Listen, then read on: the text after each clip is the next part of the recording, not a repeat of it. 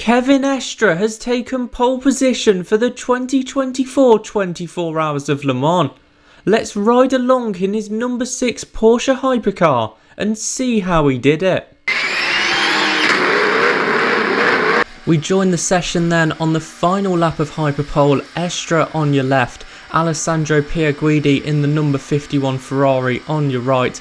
Heading into the Dunlop chicane, you can see Estre using much more of the entry curb there, going over the yellow baguettes. As we go under the Dunlop bridge, you can see he's already marginally ahead of Pierguidi, who I've chosen for this comparison because he ended the session 4th, but 2nd and 3rd, the two Cadillacs, did not stream their onboards for Hyperpole, so it's the best comparison we can get. And as we come out of the opening sector, blasting onto the Mulsanne, Estre is 0.191 seconds up on Pierguidi. Pierguidi with a tiny bit of traffic to negotiate, but it got out of the way for him, so no real loss there.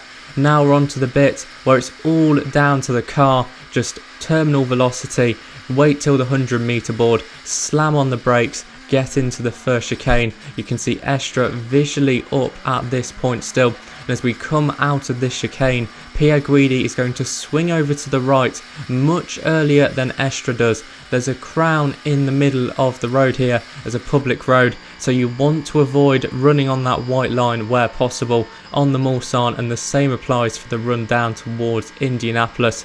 As we approach the second chicane, it's pretty similar to the first, just in the opposite direction and a little bit quicker as well. The exit, my apologies, is a little bit wider, and you can kick out on the last stretch of the Mulsanne, approaching Mulsanne corner.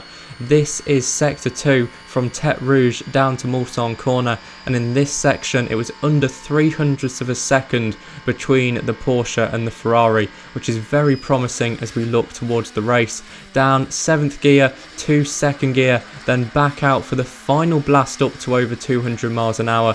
You can see Estre has a bit of LMP2 traffic in front of him. The LMP2 car considers getting out of the way here, but Estre says, no, I want that slipstream.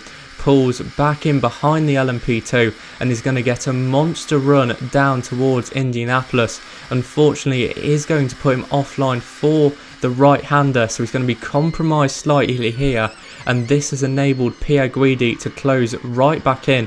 As we head towards Anage, they are more or less level at this point with under a minute of the lap to go.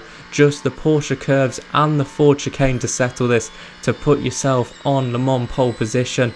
Estre getting ready for what is going to be an absolutely sensational run through the Porsche curves.